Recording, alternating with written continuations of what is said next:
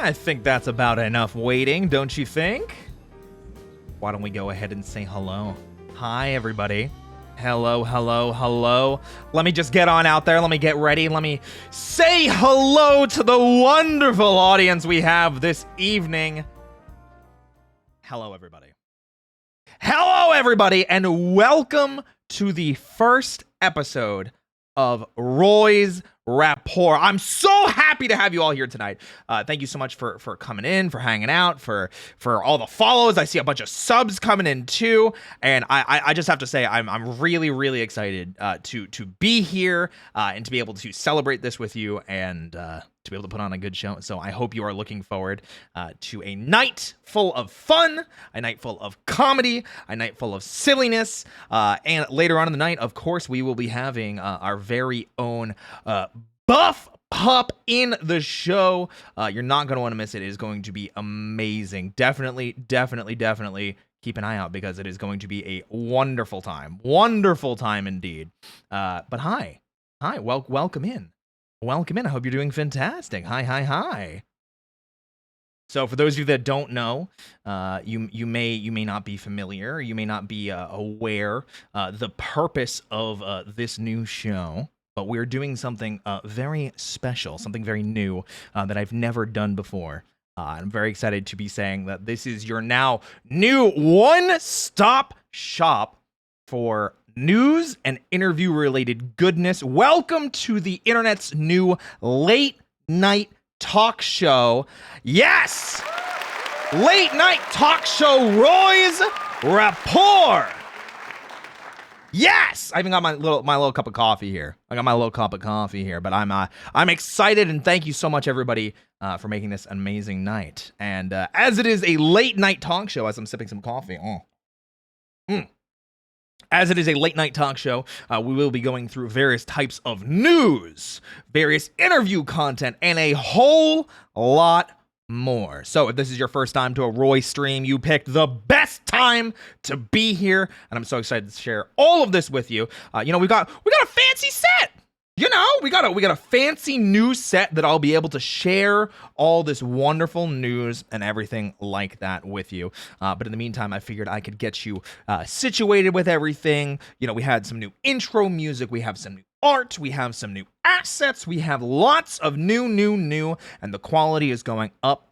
Very fancy indeed. Thank you. I appreciate all the kind words. I appreciate all the follows and the subscriptions. Guys, thank you. But without further ado, because, hey, this is a late night talk show. We've got things to do. We've got important topics, to talk about. We've got very important things to do, to converse, and things of that nature. So let me grab everything, make sure everything's ready. So, one of the big things that I'm really excited about is not only is this show going to be, news and interviews with VTubers, but it's also going to be a show about content creation as a whole. So, whether you are a VTuber enjoyer or not, I hope this is a show, and I guarantee this is a show that you will be able to enjoy yourself in as we delve into the wild internet-based news, drama, maybe a little bit less on the drama. I think there's a little bit too much out there anyway. Regardless, why don't we dive into tonight's first story? We're going to start talking about Baldur's Gate 3. See, Baldur's Gate 3, as many of you may be aware, Baldur's Gate 3, recently, I feel like, has taken the internet by the balls. It continues to hold the internet by the balls. And every single day you hop on a Twitch.tv, you just see a bajillion different Twitch pages. Hey, I've been playing Baldur's Gate. Hey, I can't stop playing Baldur's Gate. You look on Twitter, you see all the posts. I cannot stop playing Baldur's Gate 3, and I myself am weak of this. I myself have fallen victim to Baldur's Gate 3's clutches. I remember I had one of my first times playing it was about a 14-hour play session. That is no small feat. No, it is not, even if there are small feats in Baldur's Gate 3. But the real small feat that there is to be held is, you gotta leave it to one set of people to take such a fantastic celebration of a video game collectively being enjoyed by everybody. Whether you're a VTuber, a game enjoyer, an RPG enjoyer, a tabletop gamer, there's one set of people that are not having a good time with Baldur's Gate 3. And that's AAA game developers. AAA game developers have somehow decided to use Baldur's Gate 3 as a way to, remind users, remind us, the consumers, the people that are playing these games, the people that are paying, $60, $70, $80, depending on where you are in the world, for these AAA titles. They want to remind you, hey, guys, hold up a second. Hold up a second. Let me get real close. Let me get real close here and remind you, AAA game studios are saying don't use Baldur's Gate 3 as an example of what to expect from AAA studios. And I think the whole thing is a joke. I think it is a freaking joke that they don't expect us to hold them completely hold them accountable for the quality and the state of AAA games recently. There have been so many amazing titles that we've had in the past couple of years, but also a lot of issues. And not once in a long time since Baldur's Gate 3 have I seen the internet so collectively agree that this game is amazing. I think the last time that we had this much of unity in the internet and enjoyment in video games was Elden Ring. Look at that. It was the same exact issue. People were saying, hey, don't expect every game to be like Elden Ring. And you know what? I think that's weird. Why shouldn't we expect a game to be finished and accessible and fun? Wow, that's wild. Wild age we live in where we're playing games and we expect them to be finished, and when we pay $60, $70, sometimes $80 for a featured title, we expect it to be complete, done, and ready to go as a package deal. Why should we want to play playable games? You know what? That's a good question, my good viewer. You know what? I have the perfect answer for you right here. It's a joke because, that they're telling us the bad joke of expecting us to buy crap. But you know what? That's not the only goof we had on the internet in the past couple of days. You see, there's this other, this large set of people and a conglomerate, if you will, or just one person you might be familiar with. That's Twitter, or more commonly now known as X, where we heard the CEO, we heard the current owner, the person in charge of X.com, not XXX, X.com. Say, hey, we're going to remove the block button. Yeah. One small problem with that, you added a context feature. And your own viewers betrayed you. Musk, I don't know what's going on with this, man, but you really need to get your legal team in order, or you need to figure out what the heck is going on. What's next? Are you going to be removing that too? Going to be removing the context feature? You got to freaking love it. You gotta freaking love it when the person that runs Twitter.com doesn't even know how their own site functions. But wait, as Billy Mays would have said, but wait, there's more. Because not only did Twitter think that they could get away with removing a block button, not only did they think that they could get away with running and removing a block button, they pulled an oopsie. For those of you that didn't see, a couple of days ago, all media from 2014 and earlier suddenly vanished off the site, deleted, gone forever, including this very famous picture that Ellen DeGeneres took of the, I believe it was the Oscars, and it broke the internet. 3.2 million retweets, 2.3 million likes. This picture broke the internet, and the fact that it is now gone? Wow. First you want to get rid of blocks, then you want to get rid of timeless imagery that can only be described as, I don't know, incompetence. I think this is the big joke here tonight. I think Elon Musk's running of Twitter.television or Twitter.com has been absolutely garbage. And we can all collectively laugh, just like we all collectively enjoy Baldur's Gate 3. We can all point and laugh and go, ha ha, at this bonfire of a cluster that is Twitter.com. I'm sorry, X.com. My apologies. Leave it to X.com to accidentally, on a glitch, remove a bunch of media. Yeah, it was a glitch. Or, they may have described it as a feature. But regardless, those memories are now gone, and we can only just continue to point, laugh, and maybe migrate to different sites. Anybody on that blue sky? Or how about is Hive still a thing? Are people still going to Hive?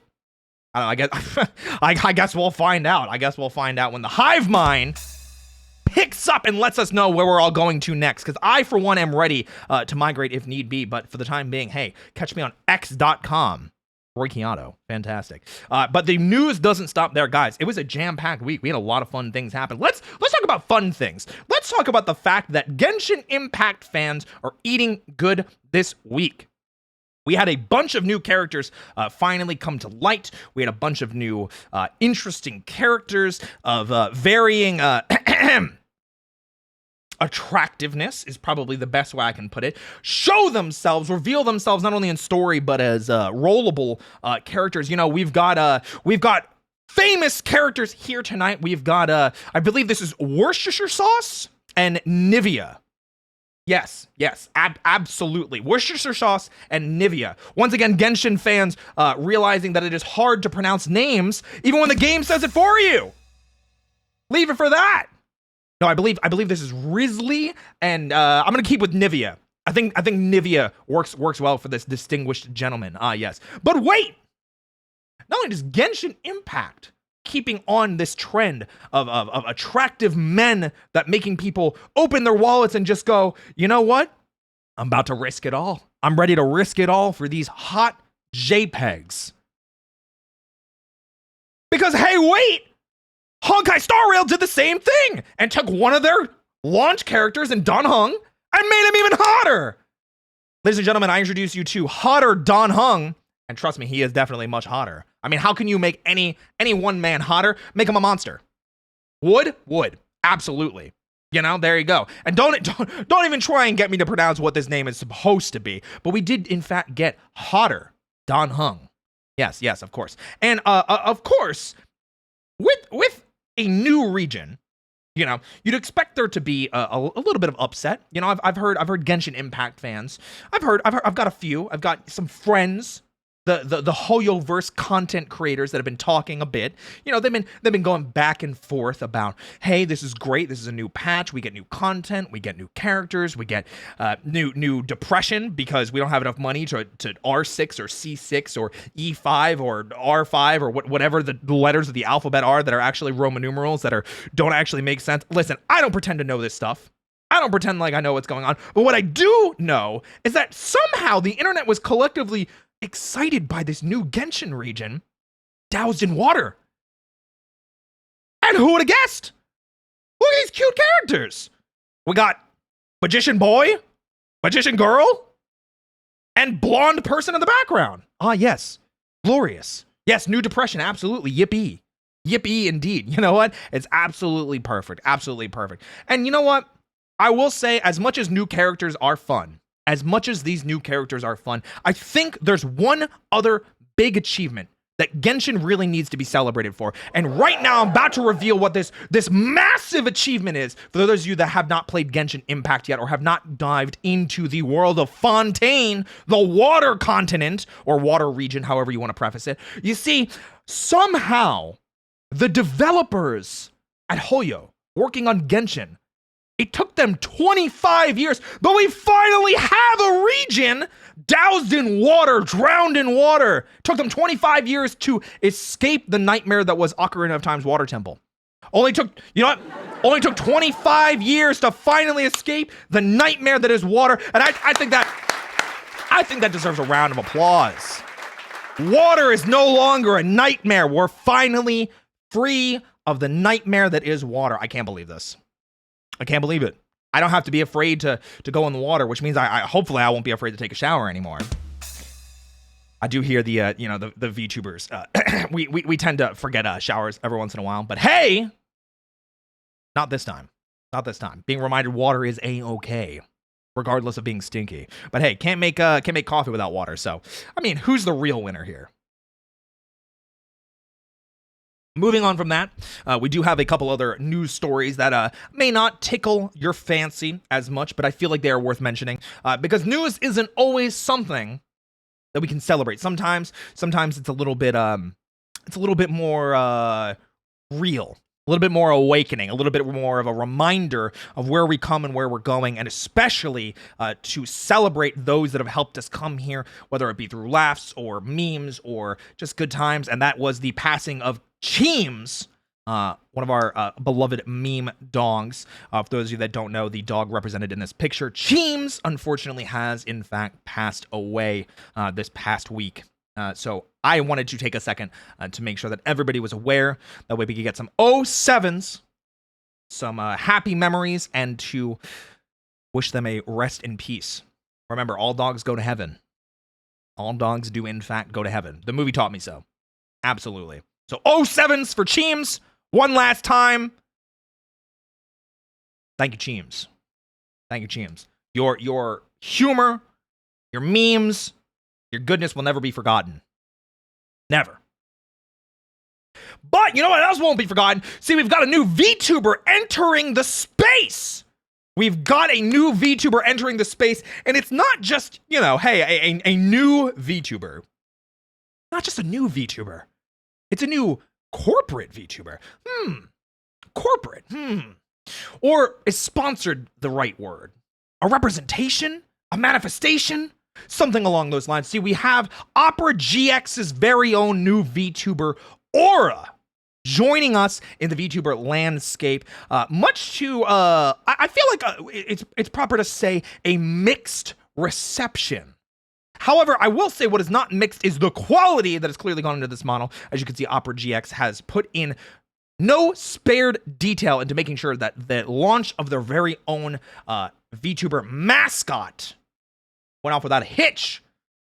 But wait, there's more. Wait, guys, there's more. There's always more, especially with these corporate VTubers jumping into a landscape that is now very much been tread before. We've got things that are learned. We've got things that are practiced. And it looks like Opera learned from this. Not only did they debut a beautiful model with very well-known and well-praised artist and rigger from the community. I believe it was Uniho who did the art, and it was Dioriku who did the rigging, at least as my notes tell me, unless Google lied to me, in which, hey, it's not my fault. I'm a VTuber. I can't use Google. Anyway, the more important thing to remember is there's more to being a VTuber than just debuting. See, there's also music.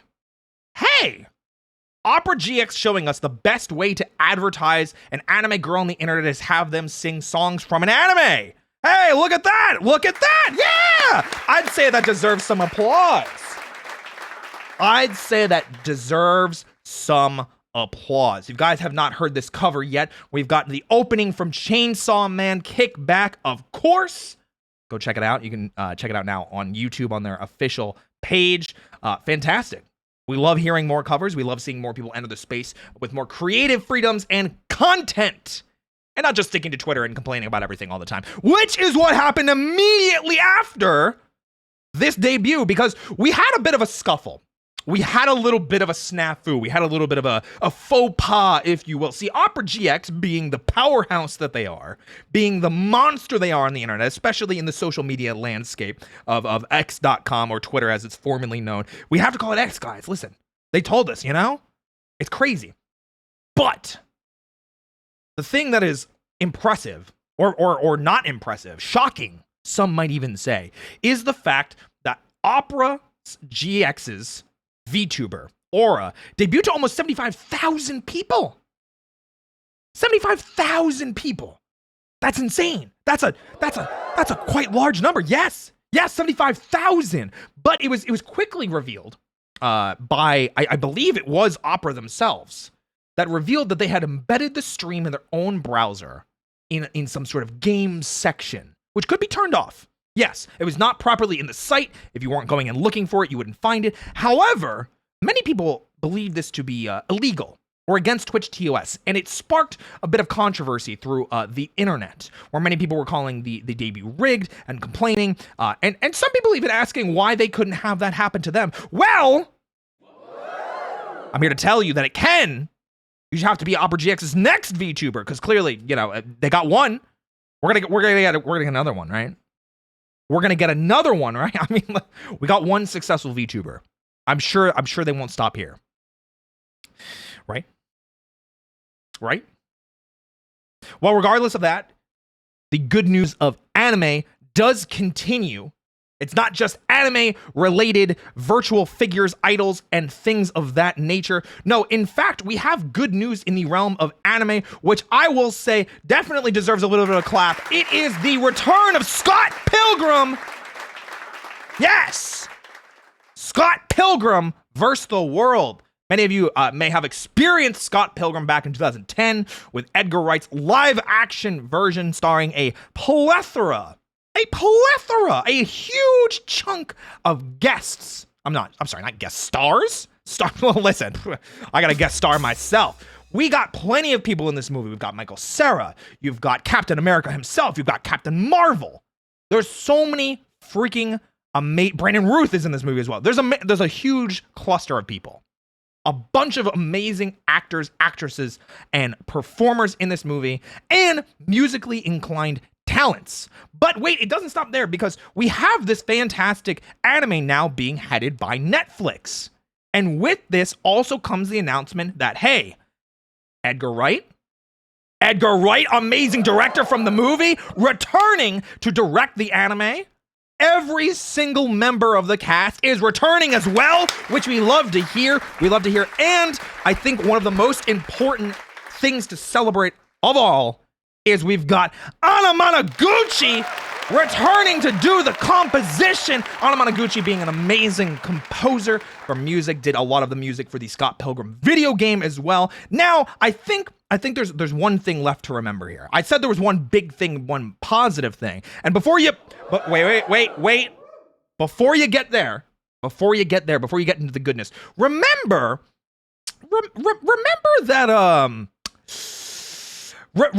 that we're kind of in Netflix's territory here. So, with director being great, music being great, cast being great, let's just hope that Netflix doesn't find a way to screw it up. We're looking at you, Witcher. We're looking at you, Cowboy Bebop. We're looking at plenty of other adaptations of famed, beloved things that seem to have a golden staple, a golden record, a golden layout of things to come, only to trip, stumble, and fail at the starting line before they can get going. So I think it's very important that we cross our fingers, because everything looks good on paper, and then you remember it's Netflix. But wait, there's more, because not all has been hunky-dory in the land of anime. We've actually had some other fun, exciting events. These fun, exciting events. And this one is a little bit late, but I wanted to talk about this one. Because I myself am a bit behind on this. But I'm sure many of you, like myself, were happy to celebrate One Piece Gear 5th finally getting animated. A little bit ahead of where it was in the anime, but they really wanted to show it off. The internet collectively healed for what felt like a day. We had a solid 16 hours of memes, of reaction images, of people using Luffy's eyes bouncing out of his head, requesting people to post their booba. I mean, you know what? If that doesn't deserve, a round of applause for how amazing Luffy ended up looking, you know what? I don't know what does. But hold on. And before things get too exciting, and you remember that this is the internet, welcome to the internet, because a very small subset of people had to remind you that, hey, Luffy can't beat Luffy can't beat Ultra Instinct Goku in a fight. Yeah, it just can't happen. I don't know what to tell you. Like, One Piece will never be as big or as popular as Dragon Ball Z, and every single Dragon Ball Z fan had their masculinity, their pride, and every other sense of accomplishment threatened by a group of people that had nothing to do with their anime enjoying something on their own, and it was hilarious. It was quite hilarious to see a group of adults shitting on another anime purely because they weren't talking about their other anime that's been running since the 80s. Wow. Whew. Imagine a group of people being able to enjoy something without being told otherwise. I remember there being this Twitter thread, and I say thread lightly. It was multi-paragraphed. I'm talking 4, 5, 6, 7, 15 paragraphs long, talking about how when Goku went Ultra Instinct, no, that broke the internet. No, that broke the internet. But Luffy going Gear 5th wasn't even close. Clearly, Goku was the superior. And then the bigger slap to the face that I feel like is something that every once in a while has to be brought up. Now, my dear viewers, I do ask you this legitimate question. And yet, yes, I understand this is going to be a crazy question. And I do want you all to think very hard about this. What is considered the big three in anime? What is considered the big three? What is considered the big three? You know, very, very clearly we have One Piece. One Piece, of course. Gear 5th Luffy, of course. You know, we're talking about the big three. One Piece has to be in there. What else? Naruto, of course. Naruto has to be in there. Now, I'm glad to see that the first answer from our live studio audience does in fact happen to be the correct answer, and that it is Bleach. Bleach is the third, but boy howdy. Was it weird to be scrolling through Twitter seeing this conversation and debate once again where people are constantly talking about what the actual big three is? Remember, everybody, it's Naruto, Bleach, and One Piece. Naruto, Bleach, and One Piece, everybody.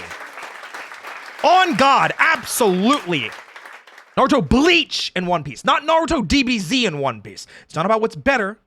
It's about what the big three is, representing a collection of anime that was present during a time when a big boom in the West happened for English anime. These are the big three, and no matter the amount of whining, complaining, or whatever you do will not change this. So remember, put respect to the name. Put respect to the name. I mean, especially now that we got 1,000-Year Blood War going on. You know? I know the big three is not Dragon Ball Z, and Dragon Ball Z. As much as we might want it to be, respect Bleach. Respect it. The big three sprinted so modern anime could fly.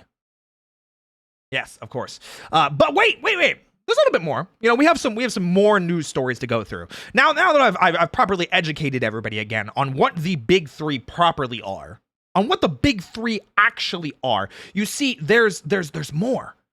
There's more addictions that happen to be spreading. There's some more addictions, and they're spreading almost as rapidly as my League addiction. Hey, because it is actually our next story is about League. For those of you that may not have heard, there is a new League of Legends skin, specifically a chroma for our boy Jin, that could cost you up to $200 for a single skin.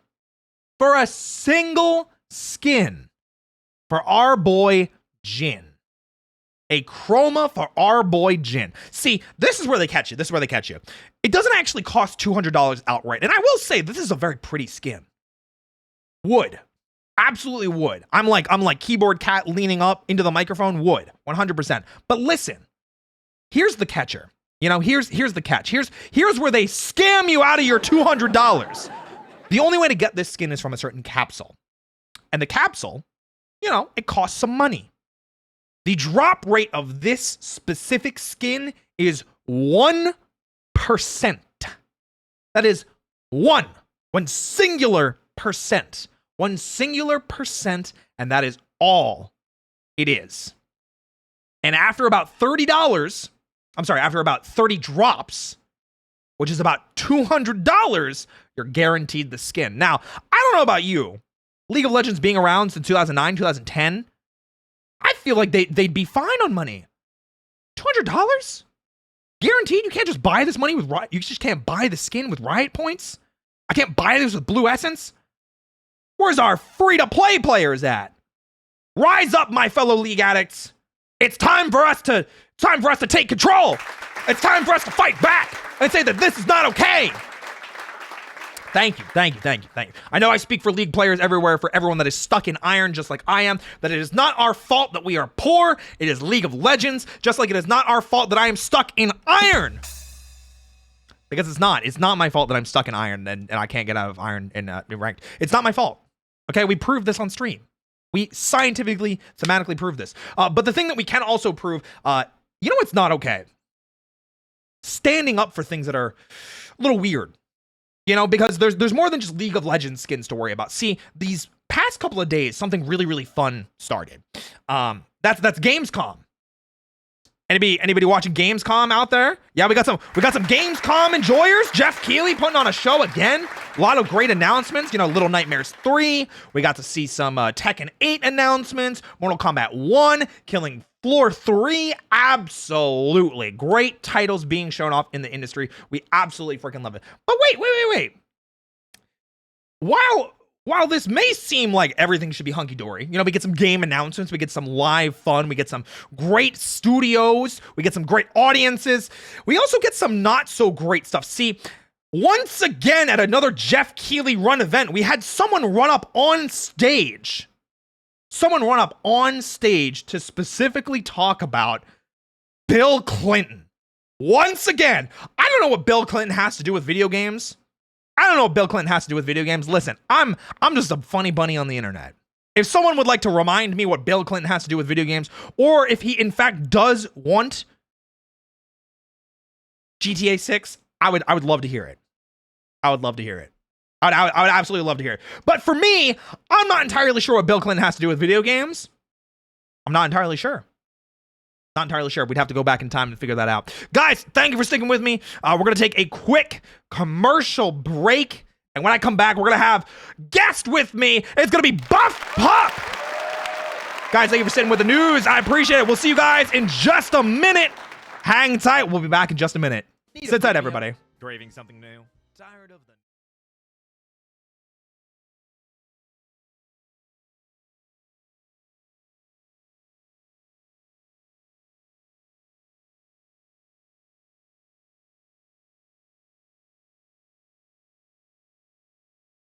and minerals. But what about flavors, you say? Bam! Yippee!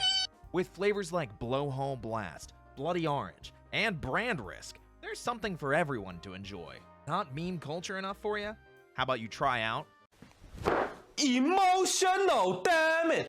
And unlike some other beverages, GamerSupps doesn't leave that nasty chemical aftertaste in your mouth.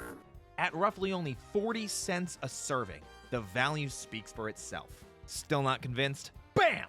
Cute anime girls. GamerSupps is changing the game with their very own waifu cups. With new designs, colors, and creators represented every month, it's never been easier to get your weeb on. So, what are you waiting for? Use code ROY at checkout now for a nice 10% off. And if enough of you use the code, well, we could be looking at our very own waifu cup. Thank you, GamerSupps.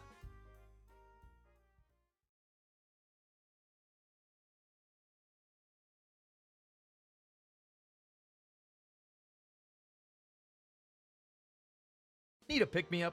Craving something new? Tired of the normal way to drink your water-based energy supplements? Well, look no further than GamerSupps, the most effective and healthy energy choice to maximize your energy and endurance. GamerSupps is keto-friendly, has 0 sugar, and 6 of the body's most crucial vitamins and minerals. But what about flavors, you say? Bam! Yippee! With flavors like Blowhole Blast, Bloody Orange, and Brand Risk, there's something for everyone to enjoy. Not meme culture enough for you? How about you try out?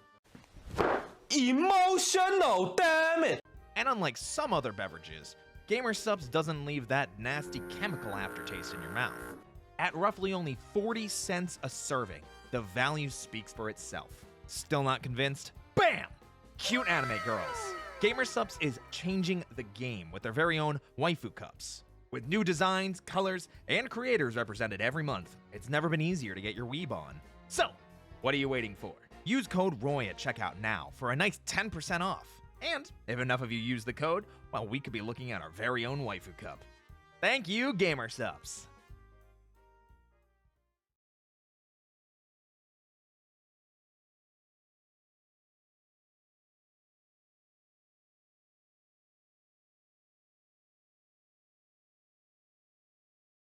Normal way.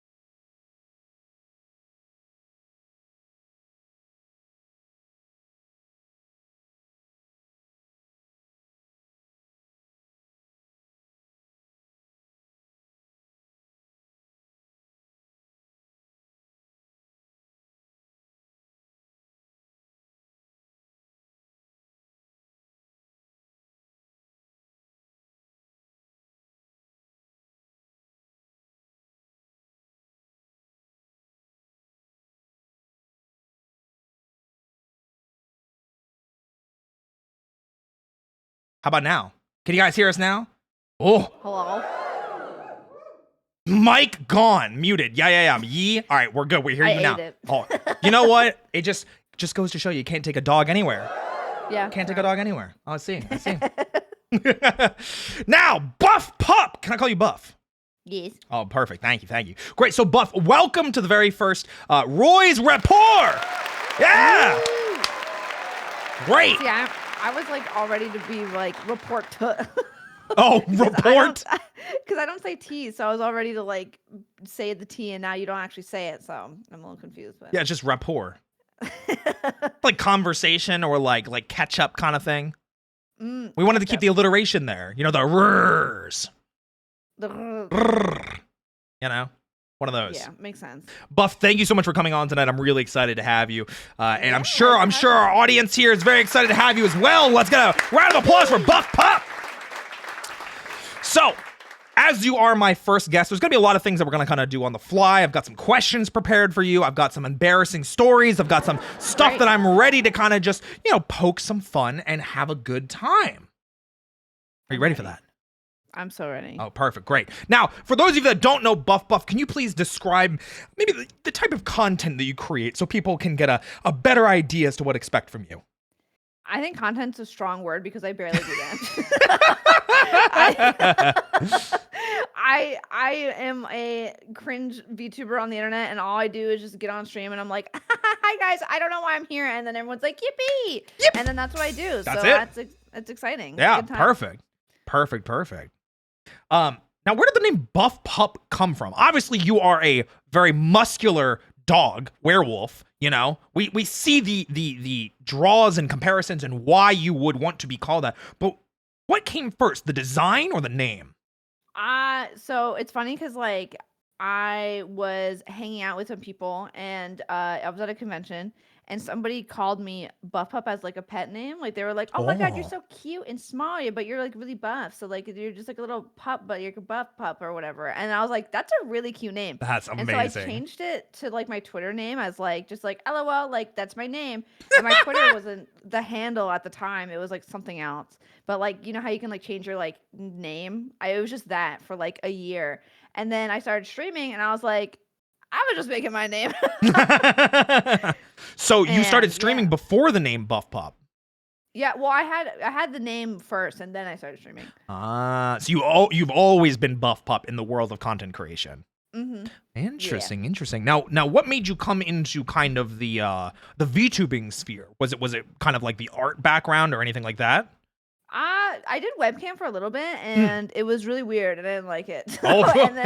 So then I made like a little character, which was like the orange little dog that you see as emotes now. Of course.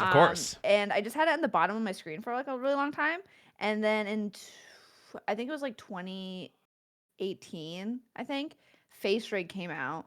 And it was like, oh, you could do this thing now where you can like be an anime character and blah, blah, blah. And so I drew myself and I hired somebody for $50 to rig it. $50? Yeah. Huh? Yeah. Really, nobody knew how to use it at the time. So everybody was like, yeah, I'll do this for like $50. And I was like, okay, sick. Well, you gotta love those. For like 2 years. 2 years you were using that for? Mm-hmm. When was this? I'm curious. When did you start these kind of VTubing adventures? I think it was June 2018. June of 2018. Yeah. Oh, so you were early into the VTubing adoption because I'm a V boomer. A V boomer. I usually only hear that from a porcelain maid. Well, perfect. Now, the other question that I kind of wanted to get into, and this is it's a little bit more personal. I can understand maybe if you don't want to talk about this too much, but I'll talk about anything. Hey, listen, listen, don't excite the audience now. Listen, we'll take it. Where did the love of fitness and working out come from? Obviously, you have the name Buff Pup, but did the fitness kind of come after that? You said you were described as being buff beforehand. Where did kind of like you getting into fitness come from? So my family has a lot of medical conditions, which is not a fun. This is like not a fun like, topic, but like so my family has EDS, which if you don't know what that is, it's called Elders syndrome, and basically what that means is that your body basically kind of attacks itself. And you have like stretchy skin and like what's it called, like double jointed bones and stuff, and like you can get lesions like very easily, like your body just tears very easily because it's very brittle. And so my mom has that and my sister has that. I'm too much of a baby to go get it checked to see if I have it, so instead of getting it checked, I was like, you know what I'll do? I'll just work out and make my body really strong. And Yeah, you'll just tear the muscles yourself. Yeah! Yeah! Buff said I'll do it myself. So it's so funny too, because every time I go to the doctor, I like mention that to them. I'm like, yeah, I might have this, and they look at me. They're like, yeah, all right, I see that. And I'm like, wait, what? Like they'll just hint at it all the time. And so I'm not like officially diagnosed, but like every time I go to the doctor, they're like, yeah, I can see that. Yeah, that makes sense. And I'm like, okay. And then so I asked them, and and I'm not allowed to do yoga, so that's one thing I can't do. Wait, just because of the condition, you just can't stretch? Yeah, because I overextend, so I'm not allowed to do yoga. Oh, that sounds terrible. Yoga is like great. I love being able to stretch and wiggle and stuff. But I guess there's like different kinds of stretching you can do, just not like the intensity of yoga, right? Well, like yoga is the most basic. It's like it's so easy to do because there's all different types of yoga. I'm just strictly not allowed to do it because that's why I'm on strength training, and that's why I'm so bummed, because I'm not allowed to do strength training. Is the only thing I'm allowed to do. Okay. Okay. Well, I definitely understand a little bit more now where the name Buffpup comes from. You know, the buff, and that's why you got the mitts. You know, I definitely see those mitts being bigger than like the width of my shoulders, which is, you know, if you look at us side by side. I mean, that's the appeal, right? Like that's the cool fun part, right? You just want to throw someone down, just. Don't tell them that. Listen. No, guys, calm down, okay? This is not supposed to be that type of show. Oh my goodness gracious. All right, well, so that's where the buff of the pup came from. But we also know that you are more than just this fitness and this journey that you've been on, regardless of your condition or not. How about art? Where did the love and appreciation of art and kind of the training and that story start? Oh gosh, this is a long story. So hit us. Listen, we want to know. We want to know. I grew up really poor. And it was just me, my mom, and my sister, and we barely could like afford bills and stuff. And I used to like doodle in class all the time, and actually I would get in trouble for it all the time. Like people would be like teachers would be like, you shouldn't be doing that. You're not paying attention. But little did you know, I have PTSD where I need to have 500 million things going on at once for me to pay attention. So. Yes, it's all starting to make sense now. I understand this phenomenon that you're speaking of, definitely. Yes, I need the chaos in my mind so I can concentrate. So I would always draw during class, and because we couldn't really afford bills and stuff, I tried working at like my first job was Burger King, which I really hated, and it was awful. Like, who likes Burger King? That sucks. I mean, I like eating there, but I don't like working there. So that was awful. Oh, okay. I'm glad that you made the distinction. I was gonna say, hey, listen, sometimes those chicken fries are pretty freaking good. They're real good. Yeah. It's so good. So I worked there, and I realized very quickly that the condition that I have, I can't stand for too long. So I couldn't really like work at Burger King. So I lied to them, and I was like, I'm going to college. And they're like, have fun. And I'm like, haha, have idiot. fun. I didn't go to college. Ooh. Ooh, so you're a fellow not college graduater. Yeah, well, we were too poor. I couldn't afford it. I really wanted to. I really wanted to go to art school, but I couldn't. And then I had a job for a ski resort I was working at for a little bit. And I quickly also realized that I hated dealing with rich people because they're stupid, and I hated it. So yeah, you know what? I can definitely understand why, as someone growing up without, you know, some of the finer things in life, why you would hate the people that have it and take it for granted. Yeah. Yeah. Oh my gosh. Yeah. It was crazy seeing like the contrast, I guess, between me and like other people at the ski resort. It was very interesting. So I quit that. And then I was like, I gotta figure out a way to like make money because my family isn't making money and like they can't because they're sick. And I'm like, I gotta make money. And so I decided to just do commissions. And right when I turned, I think it was like literally 2 months after I turned 18, I started drawing not safe for work art. I made a lot of money. Yeah, I was gonna say, I feel like I've talked to more than a handful of people that have very much agreed and sung exactly what it is that you're saying right now. That, hey, when you want to make some money and you're really good at art, there are people that are willing to pay a lot of money for NSFW art. Yeah. Yeah, I made, like, a salary, like, it was, like, Whoa! for years, for, like, I wanna say, like, 7 years, I made, like it was, like, a livable wage, like, Like a it was literal livable wage? yeah, it was like, I wanna say, maybe, like, 30K a year, like, it was, and that's, like, a Whoa! yeah, yeah, it was, like, a job, like, it was insane, it was crazy, and I did it for the longest time, and, like, I mean, nowadays, buying houses and rent and stuff, like, even making 30K a year doesn't really do much because of Mm-mm. in the economy that we're in, which is kinda shitty, Yeah, absolutely. but I felt good about it. Like, I mean, you and should I feel could pay good the about it. rent. That's a lot of money for drawing, the the spicy stuff. Yeah. Oh my gosh. But the bad part about it was that I was working 19 hours a day. So that was not fun. I've also heard a plethora of my artist related friends, Siege, who ends up working herself to death.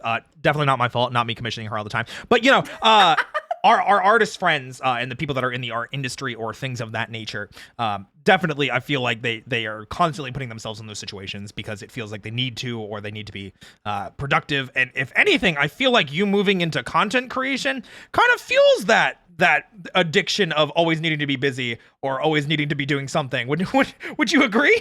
Yeah, well, I mean, I'm sure you feel it too. Like when you're at your Oh desk and God. you're like, I should be doing something. I should be doing something. Because there's no separation between life and work, right? At this point, because you're at home. So you get that like feeling like if you're playing a game, you're like, oh, I shouldn't be doing this. I'm not allowed to do this. I should be working on something. And I Mm-hmm. and I got really toxic with myself with that during art. So whenever I was home, which was 24/7, it was like I have to be working. I can't take a break. I'm not allowed to take a break. And so I would work like 19 hours a day and then I would go to bed and then I would wake up at like 7 a.m. and then work until 2 a.m. And then it was just like constantly like that all the time. And it was just like, that's not healthy. So then is that unhealthy work ethic what kind of led you into streaming as well? Yeah, so like I got to the point where I got like severely depressed and like I just couldn't like function. I was like I don't know, I just couldn't do anything. And Hmm. I was just like I really just need to like switch up something. I need to find like a job or like do something. And then funny enough, Shy was streaming for like I think it was like a year and a half or 2 years or Oh whatever. yeah, that bunny. Yeah, yeah, yeah. Yeah, that other Yeah, rabbit. that other bunny. Ugh, Ugh. ugh. Imagine liking male bunnies. Ugh, Ugh, man. Ugh. disgusting. Can't. Anyway, please continue telling me all about how you met Shia. Yeah, well, like, so he was streaming for like a year and a half, and I just like watched how much fun he was having, and I was like, I want to do that. That looks like fun. And then that's why I started streaming. So Well, that sounds like a good reason to start streaming. Yeah. yeah, Yeah, wanting to have fun and getting out there and trying to kind of explore your passions because I would imagine at least when I started watching you, which was God, I want to say it back in like 2020. That's when you started or you were still doing art at that time. You know, hmm when you were kind of using it as a way to I would assume work on commissions as well and feel doubly productive. yeah. So for the first, I think 3 years of streaming, obviously I didn't make much off of streaming. So what I did on the side is I basically had two jobs. I worked commissions and then I also did streaming. And then Mm, mm, sometimes I mm. would do art on stream when it was appropriate. And then I would get off stream and then I would continue to work until like wee hours of the night. So I had two jobs for 3 years. Yeah, you know what? Listen, I feel like that probably hasn't really changed. I feel like if anything, like No. you've got like four jobs now. You know, you are in fact working yourself even harder than you probably were when you first got into it. Yeah. Yeah. And I like it. You know what? I That's like it important. as I cry myself to sleep. I was gonna say there was literally a tweet the other day that I saw that you were saying I can't even sleep because I'm crying so much and sweating and I don't know what I'm doing. Yeah. Throwing up, Throwing up. peeing Yeah, myself. absolutely. Yeah. Yeah, absolutely. Now, before we move on to the next topic, which I think is going to be a lot of fun for you to talk about, because it seems like it's more along the lines of kind of going on this journey of content creation and self-discovery and family, especially family. Family. Once and for all, Buffpup, Yeah. are you a furry? Oh, 100%. Okay. Hey! 100%. Yes! You can't like monsters and want to kiss monsters without being a furry. It's impossible. There you go. Can't. We got the confirmation here, people. So clip it, ship it. Buffpup is in fact confirmed furry. There you go. Thank you. I'm trying to convince everyone else to be one because why not? I mean, listen, ain't nothing wrong with it. You know, you can have some fun. But listen, I'm definitely a monster enjoying myself, so I probably at least somehow have this title to some degree. So well, also not to mention in your news earlier, that new game ZZZ or whatever has a furry in it. Yeah, it's got the he looks like a butler and he like kicks people, right? Yeah, he's like a wolf butler and he's hot and I love him. leave it to Buff to be the one to enjoy the wolf. Wow, I had no idea that you were going to be the one that enjoyed the wolf character. Me being biased? No way. No way. That's no. All right, well, perfect. Actually, I did have one follow-up question because I feel like this is something that I don't get to ask a lot of content creators as a whole, especially VTubers. And I only just thought of this. You've had a very interesting journey when it comes to VTubing because you, I don't know if you started this way, but when I started watching you, you were in a 3D model. Yeah. And you're obviously a 2D model now, and you are planning on a new 2D model coming out soon, TM. And my question is, what do you prefer? The 3D model, the 2D model? What are your takes on both sides of that? I feel like, okay, so when I first started, I was a PNG, and then I was a 2D VTuber, and then I was 2D again, and then I became 3D, and then 3D again, 3D again. My gosh. And then 2D, which is where I'm at now. So I've been throughout the entire scale of like all of it, I feel like. From face rig to VTube Studio on that front, and then also for 3D, virtual motion capture all the way up to VC phase. So I feel like I've done all of it. I guess that was the joke. The VC face. Yeah. So I feel like experiencing it all throughout the years of doing everything, I have to say that I prefer 2D, but I don't think it's better than 3D. I feel like 3D has its opportune times to be 3D. Okay. Perfect example I like to always mention is Zen. Zen utilizes 3D to the extent where it's like it's very perfect. Like that's what you would use 3D for, right? But I personally, as someone who gets on the stream and just chats all the time and like pulls up YouTube videos and like TikToks and stuff, don't feel the need to be 3D to do that. I feel like it's a very chill, relaxed time. So 2D is for me for sure. Great. Well, thank you for sharing that with us. Now, this next piece is something that I feel like you'll be a little bit more excited to talk about. In the past year, I'm gonna say actually, God, it would be past 6 months maybe, unless I'm slightly off, and that would be the creation of VTuber. Yippee! Yippee! Yay! Now with VTuber's inception, obviously people that watch you, I'm sure, are also very familiar, with that pink bunny guy Shia. We've got the cringe Rose, and then we've got our evil mastermind, Candy.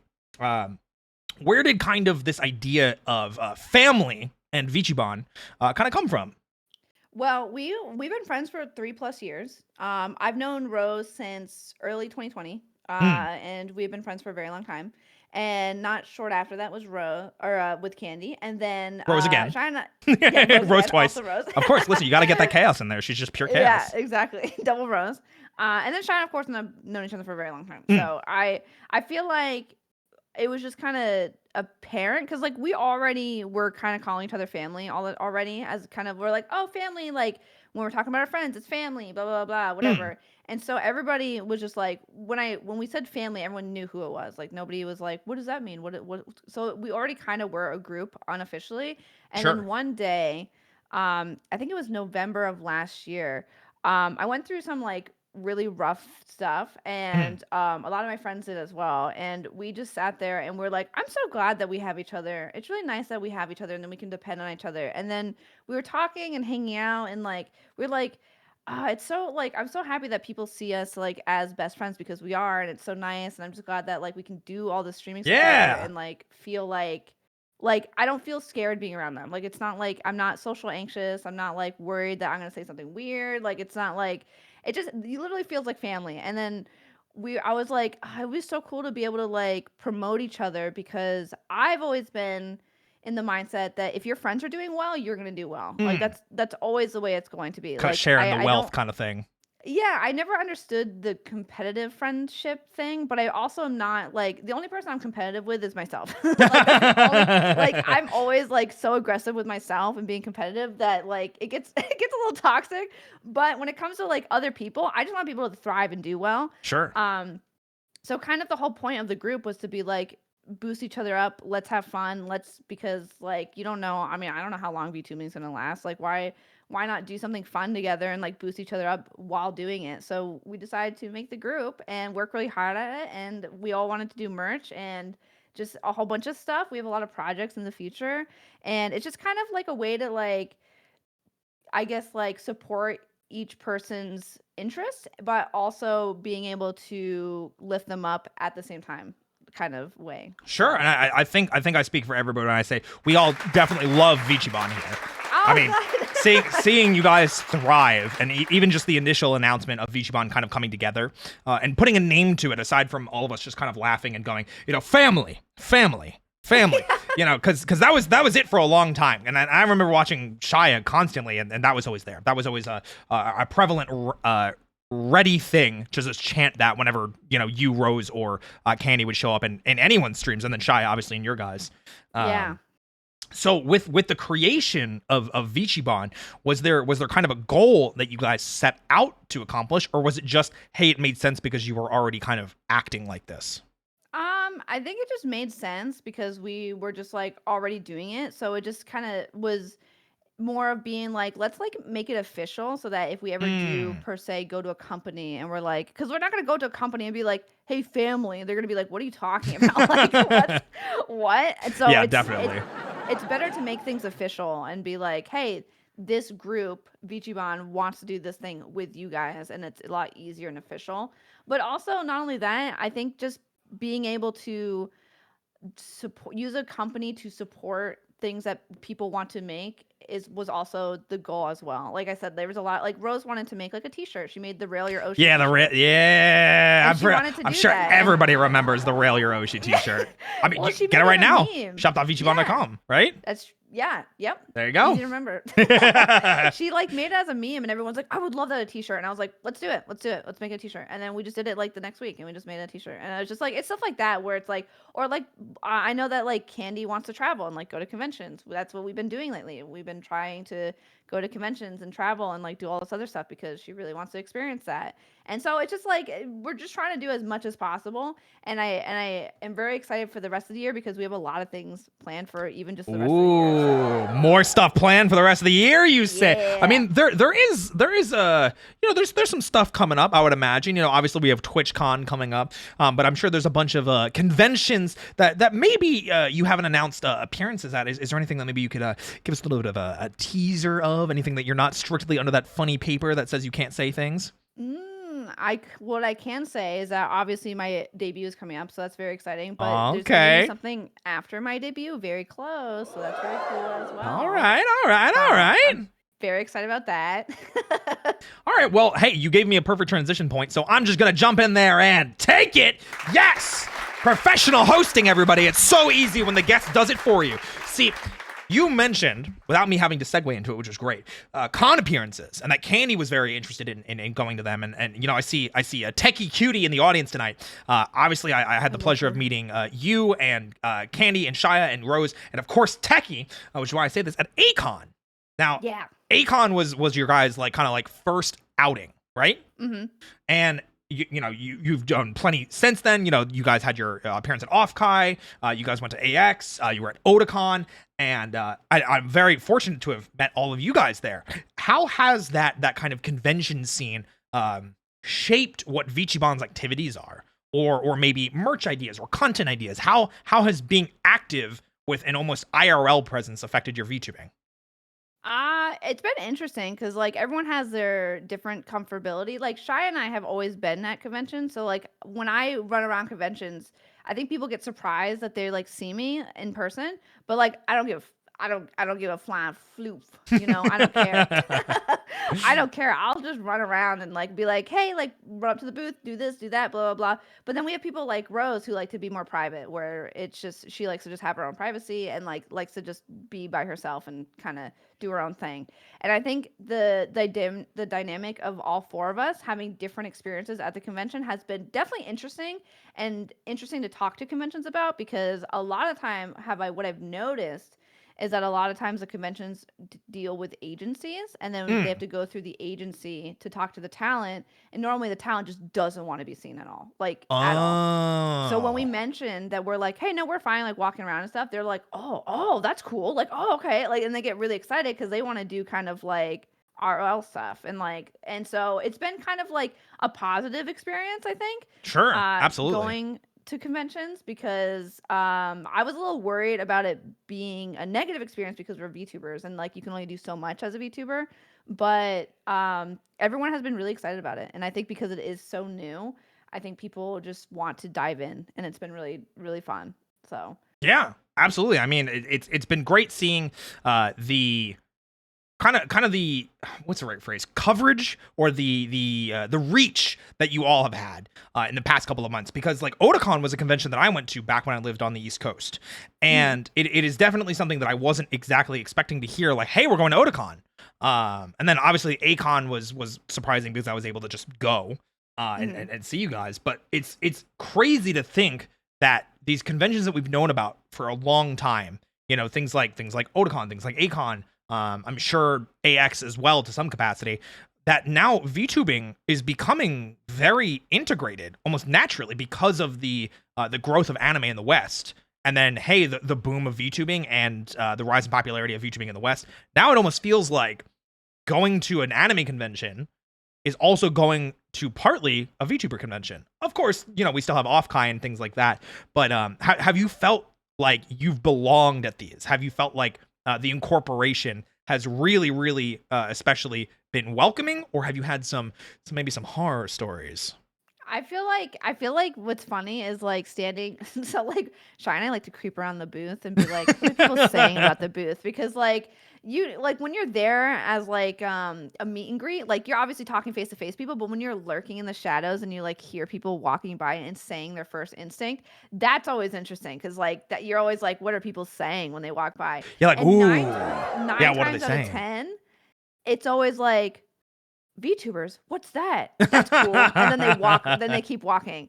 And like, and I like that. That's a great response. I love it when people don't know what it was going on, because it makes them want to go look at it. Like it makes them walk in and go look. And like that's the response 9 times out of 10. And another cool response is that there was actually a lot of people at Otakon that knew who we were. I was very surprised. I was very, very surprised. Okay.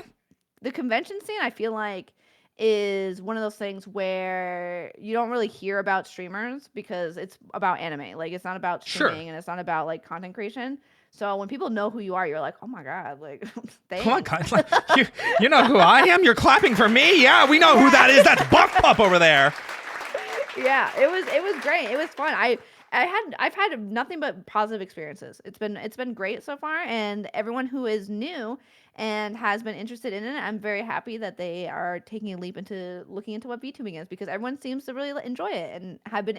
A lot of things as well that I've noticed too is that people don't realize that you can interact with us on the screen. Like people will walk by and they'll think that we're like an animation, and they'll walk by and they'll be like, hey. And they'll be like, what?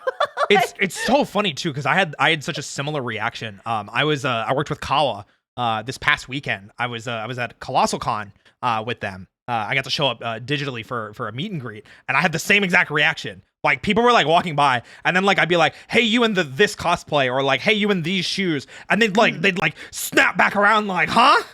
Yeah, it's funny. It's because like people aren't used to it yet. It's still very new, so it's like I don't think people realize that you can that I can see you, like I can see what you're doing, like I can experience really enjoyed you. It.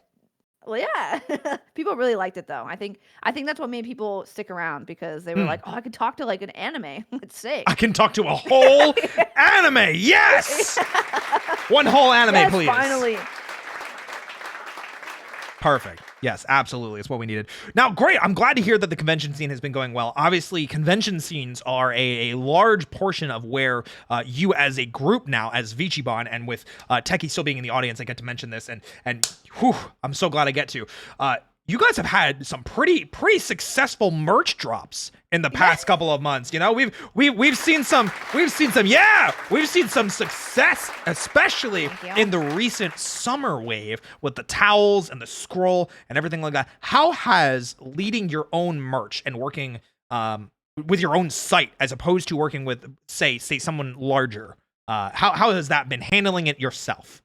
It's very tiring. I will say that. Luckily, we have Techie and her team, and they're really awesome and really sweet, and they are just been fantastic all the way through. But holy hell, it is tiring. It is like, because you have to go through and make sure that everything is good. Like if there's like, let's say there's a print, you have to make sure and like correct the print, and you have to talk to the manufacturers and do this and do that or whatever, and then you have to talk to the warehouse and make sure that everything is packed correctly and blah blah blah. And it's like a whole thing.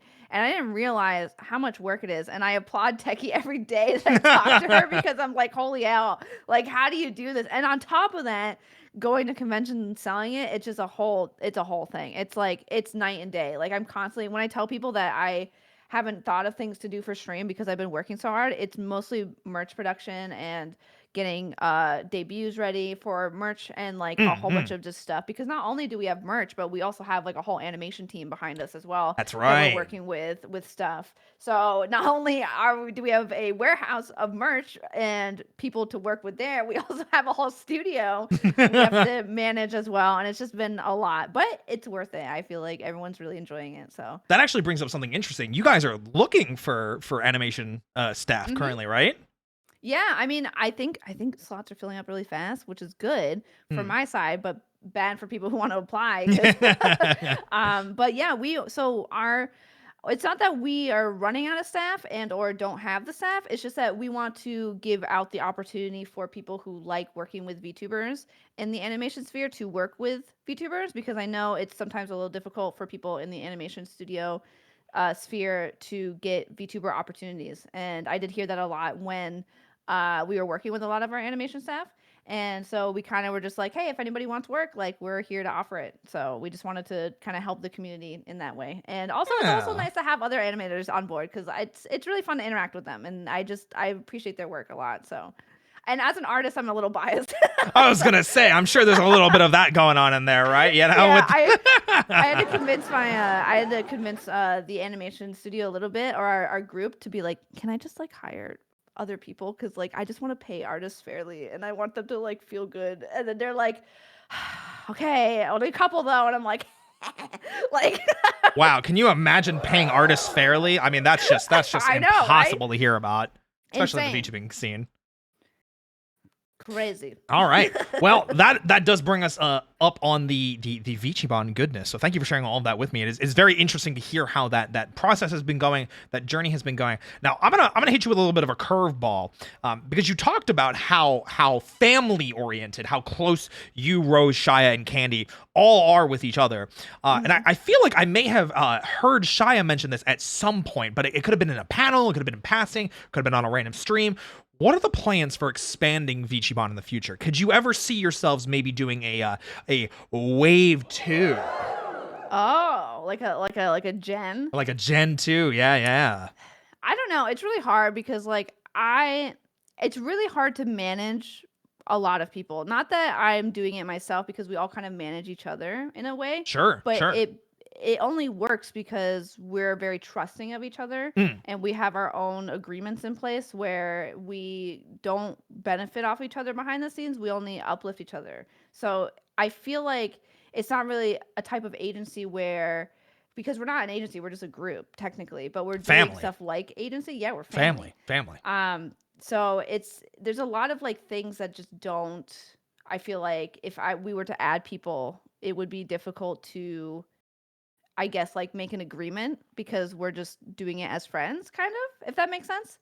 Because we're not like an agency, so it's hard to be like, here's a contract and here's all this stuff and blah blah blah, right? Because like we're just doing it as friends, as a group. So even though it seems very agency like, so I think it would be in the future. I think it'd be very difficult. However, I would really like to do things with friends. Like we're already working with some people about some stuff, and I can't Ooh, say okay, who, okay, yeah.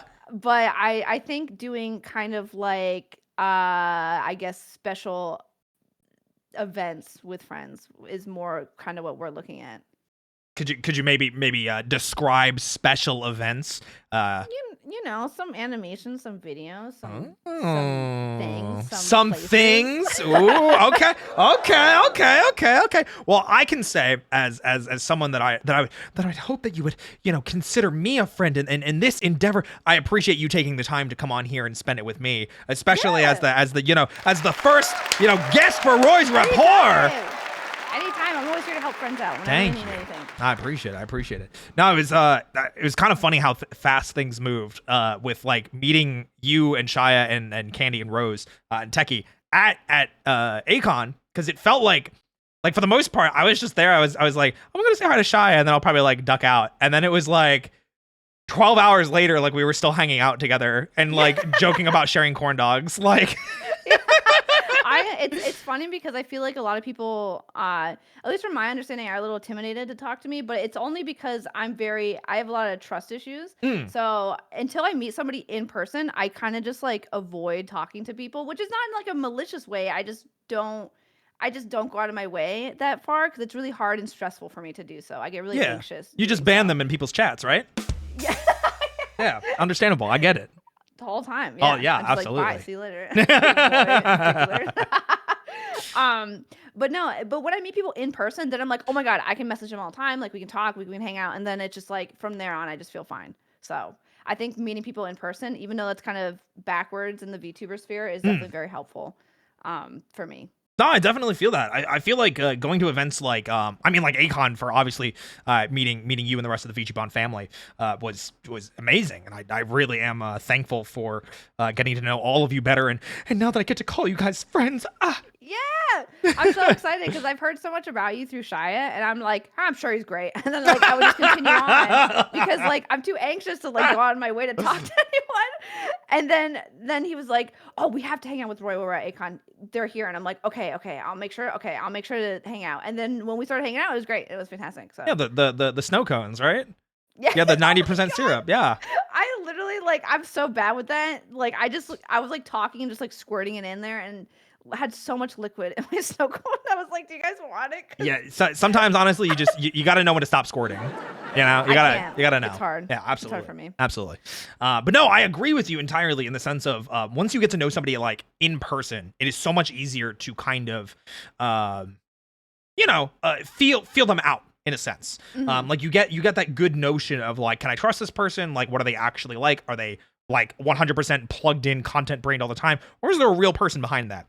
And I feel like going to events, hey, like Acon, hey, like Offkai. I don't know how AX was, but I heard it was pretty crazy. But I'm sure TwitchCon is like that for a lot of people as well. Yeah, I think going to conventions as VTuber and just being able to travel has definitely been helpful because I feel like in the sphere of VTubing, I've been very shy in interacting with people, and it probably shows, especially since I stream in the morning. I kind of distance myself from everybody who streams at night. I kind of was just like, I'm gonna do it in the morning. I was gonna say, I'm surprised you haven't gone full werewolf here tonight, you know? Yeah. Don't worry, it's only on blood moon, so luckily I don't see anything. Checking my clock, checking my calendar. But yeah, so like, I don't know.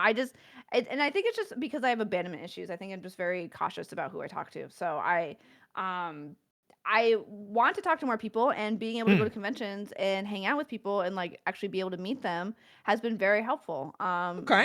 With just being able to interact with people, it's calmed my nerves down a lot for sure. No, I definitely can see that. I mean, even between just you and I hanging out, like speaking anecdotally, of course, between doing Acon and then playing Dark and Darker together and just dunking on nerds. Yeah, I think that was pretty cool. Yeah. Yeah. It was fun. It was a good time. Now, moving on from our clearly amazing relationship that we're cutting Shia out of, clearly. There have been some times where maybe you haven't always said the best thing.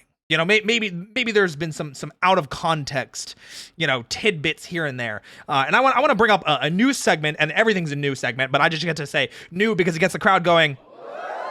Exactly. So we're gonna talk about some sus tweets that you've made in the past, or some sus activities that you've done. And the first one being Smash. So Great. I was very lucky to be privy to this happening live on stream. I remember I was in your chat, and you were like, "Hey guys, you want to see a preview of my new model coming up?" And you're here showing off, the underwear.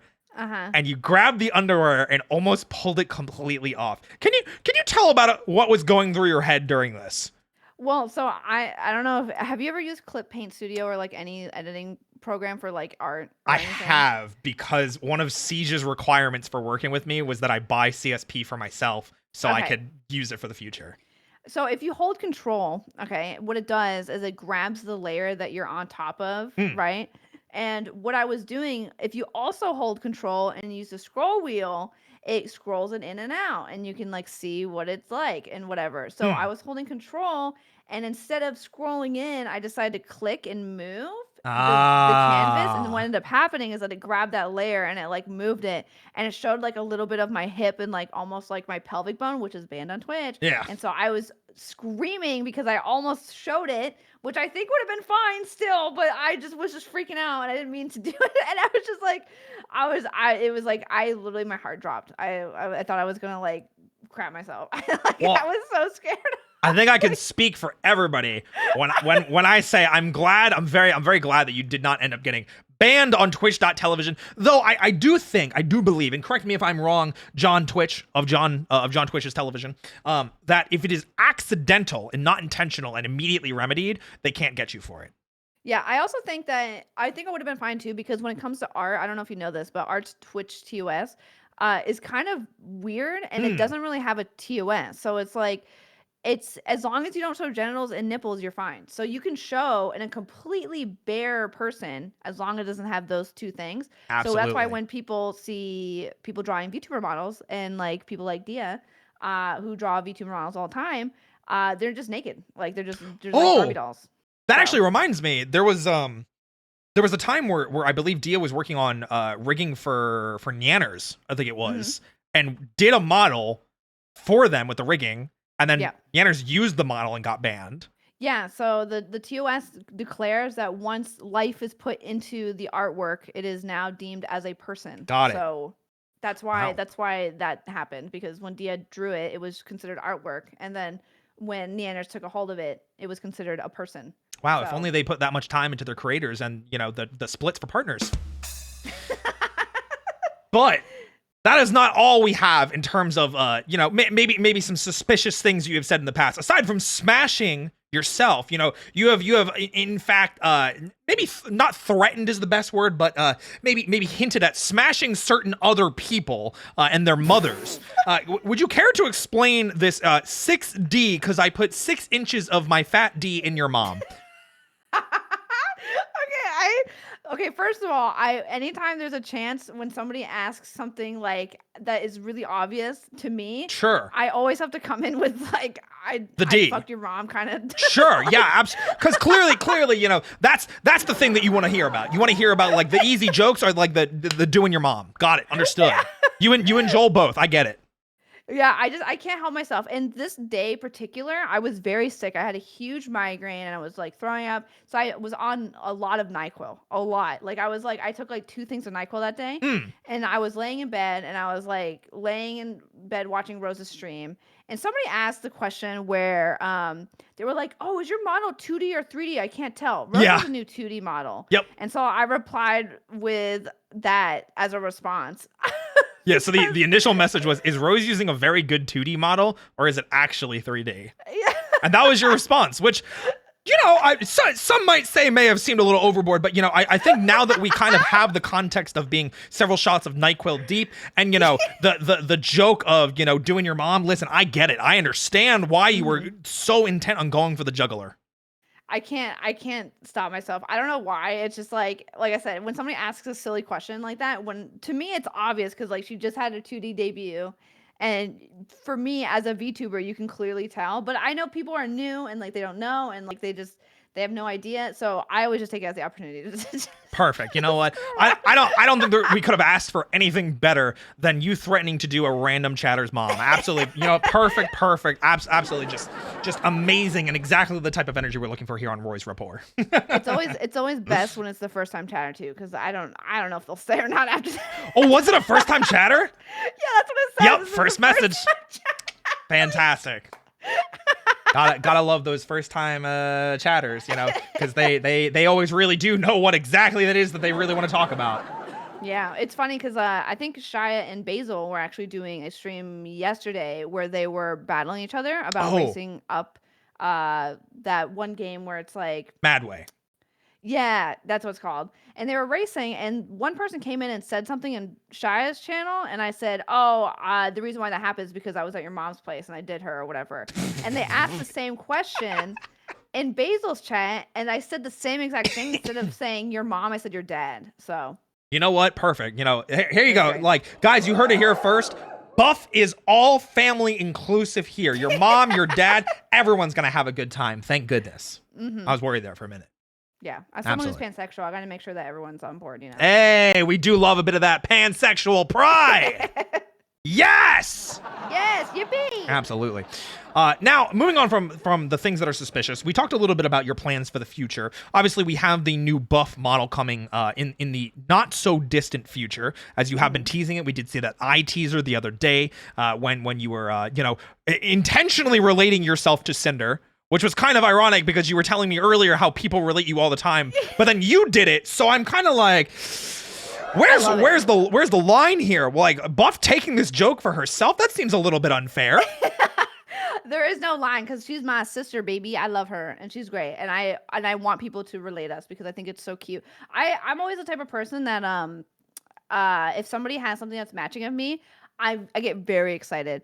And I don't know if you know this, but Basil and I have a lot of things in common, and I get very excited about it. So Basil has a gold earring on his right ear and a cut on his left ear, and I have a cut on my right ear and a gold ring on my left ear, and no one's brought it up, and for some reason I bond over that all the time. Like I'm like, oh my god, we're like I'm the female werewolf and he's like the male werewolf, but like we're like backwards, and it's like this, like I love it. It's like it's so cute. I think it's the cutest thing. You'd think there would be more comparisons between you two because of the whole like, hey, you're both werewolves, and Basil literally drew you guys together racing each other. Yeah. From his opening scene. I remember that distinctly. And then people being like, is that female Basil or is that male Buffpup? Yeah, we literally, so anytime we like introduce each other, like if I talk about Basil on my stream, I just say, oh, he's the male version of me. And then if Basil talks about me on stream, it's the same. It's like the opposite. So we do reference each other like that all the time. Because we also have the same humor too, and we also do the soundboard stuff. Like we're very similar. So the soundboard stuff, you say? Well, I'm a little bit new to that myself, as I'm sure the audience here can tell you. Yeah, I've had a couple faux pas. I've got a couple, drums go off when they weren't supposed to. Listen, we're still. I'm trying. Okay, I'm not used to this big fancy life of an audience reacting to me and things of that nature. But you know what? We try. We do try, even if they laugh at me. Yeah, we try.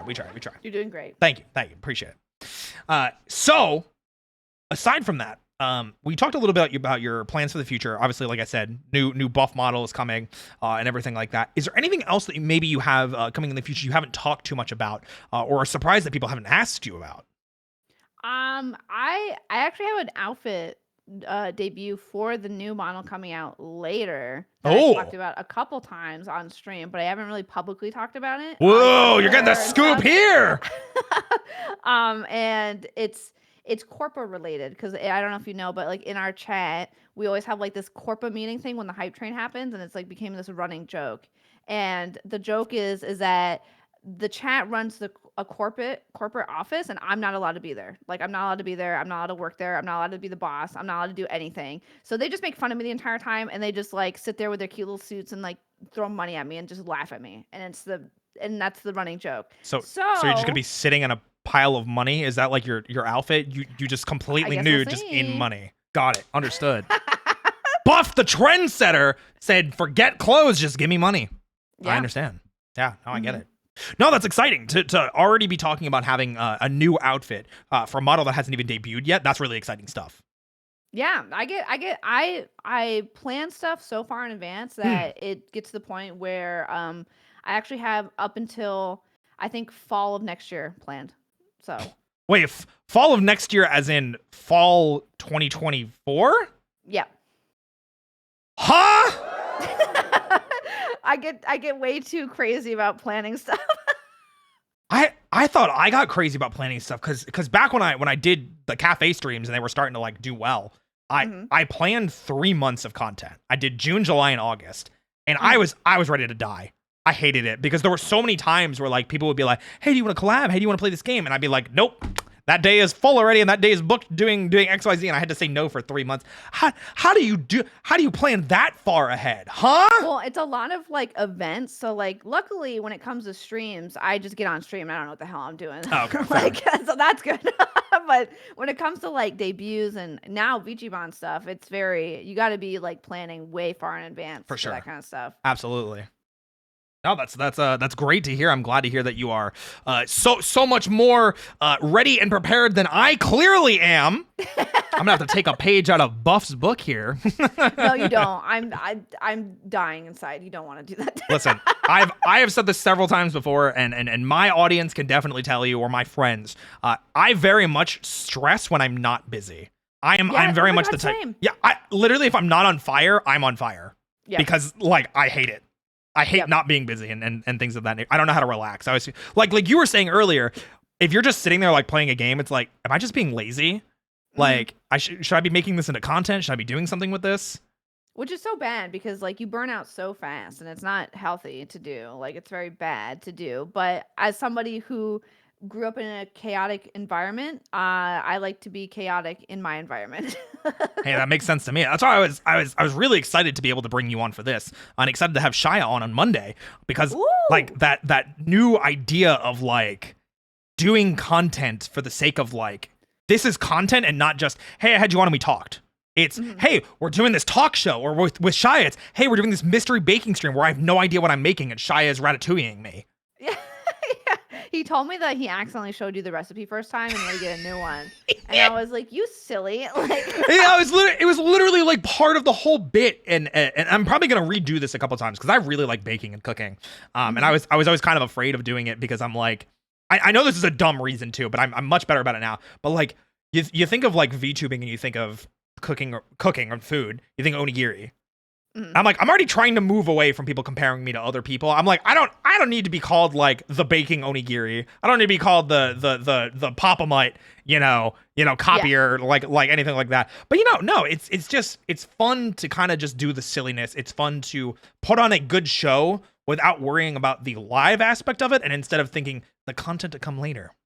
yeah, I think it's always I don't know what that saying is. There's always a saying where it's like once you start taking care of yourself, you can start taking care of everybody. So it's like when you start doing things for yourself and you start doing fun things for you and not fearing what people think of you or what's going to happen, I think people enjoy that because it's stuff that you enjoy and you're going to harbor like-minded people to that. So if you enjoy cooking, then heck, do it. Yeah. Hey, who knows? Maybe I'll be doing another cooking stream this week. Hell yeah. Ooh, you never know. Oof, man. Now, cooking aside, do you have any new con appearances coming up? I think I mentioned this briefly before, and you said that maybe a little bit. Obviously, I know you guys have talked about going to TwitchCon before, but any other big events that maybe are coming before TwitchCon? The only thing that's big is the debut that's happening before TwitchCon. Sure. And then other than that, like when it comes to con specific, I think I will just be at TwitchCon. Whatever happens there. I think I will probably be just enjoying it with friends. I know for a fact that you'll be there and a whole bunch of other friends are. So I'll probably just be having fun in Vegas, baby. Hell yeah! I'm really excited. I hope that we get to do a bunch of silly, maybe go do some karaoke. I think that would be fun. Yes. Oh my gosh. I love karaoke. Even though I don't sing, I like watching other people sing. I've never done karaoke in my entire life, so I'm kind of just like, I want to do it once. I just want to experience it with everybody being drunk and having fun. Yeah, it's really fun. I did it when my expo happened. Yeah. And I drank 4 bottles of soju, so that was really fun. Wait. 4 bottles? Do you have like an iron liver or something? The night got off of me or something. I don't know what happened. I was like 1 minute I was drinking a bottle, and then next minute I was like 4 bottles in, and I was like, well, and it was funny. It was weird because like nothing hit me until I got into the car ride home, and then I was like barely standing in the shower. Oh no. It was a mess, but I wasn't hungover, so that's good. Hey, well, you know what? You take your wins where you can get them, and not being hungover, I would say, is a huge W, wouldn't you say? Absolutely, absolutely. We definitely applaud not being hungover. We do love that. We do love that. Now, I have a couple questions left for you because I don't want to keep you for too long. I understand you are a very busy werewolf. You are a very busy buff. So let's start with a simple one next. Now, Buff. All right. Buff. Hot coffee or cold coffee? I'm gay, so cold. What? What does being gay have to do with cold coffee? Please regale me with the details of this. Have you ever heard that where it's like if you're gay, you like iced coffee? like you like walk up to Starbucks and you're like, hey, I want to hear my iced latte. Like, huh? Yeah, it's like a stereotype to get iced coffee. No, if you're gay. I don't. Which is true. I'm assuming you like iced coffee, right? I usually drink it hot. Oh. Ew. Yeah, listen. Do I have coffee left? Ew. No, I'm out of coffee. What? So all right. So here's the thing. Here's the thing for me when it comes to coffee. As being the barista bun for a while, which I'm gonna have to change my title now. I had to call myself a host bun or something like that. Being the barista bun for such a long time, people would always ask me how I take my coffee, and I was just always like, well, I take it anyway. You know, I'll take it. You know, with cream. Take it straight. Take it sideways. You know, anything that is your cup of tea. But I never really mentioned iced coffee, and the weird thing about it, the weird thing about iced coffee to me is always the extra steps you have to go to make it iced coffee, as opposed to just, hey, I made my coffee, it's in a mug, it's ready to go. Yeah. I think I have a thing where at my house I have like a cold brew maker, and basically you press a button and it does it all by itself, and then I put it in the fridge and it's done. So it's really easy for me to have iced coffee. So I think that's kind of like the reason why I like it a lot, is because it's not hard for me to do. But I am very mixed. It's funny because I'm the same way, where I will just go down to my Keurig and just make hot coffee. Like I do that all the time. So that's why we play the Gamba game on my stream. Yeah. Where it's like, is that hot or cold? Because no one can tell. Everyone assumes it's going to be iced. Everyone. And then some days I'll just have hot coffee. You know what? Fair. I was going to say, I know for a fact, Shia, unless he changed it and I missed it, he is always iced coffee. Yeah. And that's kind of the running joke. I am, so. Oh, okay. You know what? That makes sense. He did try and hold my hand at Akon, apparently. Yeah, I'm not surprised. Apparently he couldn't, because I had a VTuber bag and he won't let me live it down. He's like, man, I thought that Roy was quite gay, and it turns out he didn't like a fellow gay bunny. And I'm like, man, I wish you just rude, like shoved. I wish you would have just shoved the bag out of my hand. I would have interlocked fingers with him and everything. I'll tell him next time. I'll just tell him to smack whatever you have in your hand out. Honestly, I think that would go a long run, and I would appreciate having myself slapped in some capacity by Shia. Yes. I'll be you guys at TwitchCon. It'll be great. Yes. Yeah, I think we actually made a joke about that the first thing we're gonna do is interlock hands. Perfect. Good. All right, great. Let's go two more questions. Actually, maybe three. I did think of another one. Okay. Firstly, you've been VTubing and content creating for a while now, and we talked about that a bit, and you started kind of back in like 2018-ish. Mm-hmm. Now, you've had some major successes, the forming of VTuber, going to conventions, your own personal successes. I remember there was a time you were on the news as well. Oh. And I remember, I've been around, Buff. Now, are there any goals that you have yet to accomplish that you still really want to? Oh, it's hard to say, because like all my goals are personal goals. Like I always want to do better than I did last time. Like if I debut, sure, this is a perfect example. If I debut, I always want it to be better than the last debut. Oh yeah, of course. You want to feel like you're growing. Yeah, and so like, and I've always like, I know that a lot of people equate themselves to numbers sometimes, which is very toxic of all of us, and we all do it, and it happens, and it's sad. Not me out here checking the numbers of the stream to make sure that they're going. Sorry, were you saying something? I was.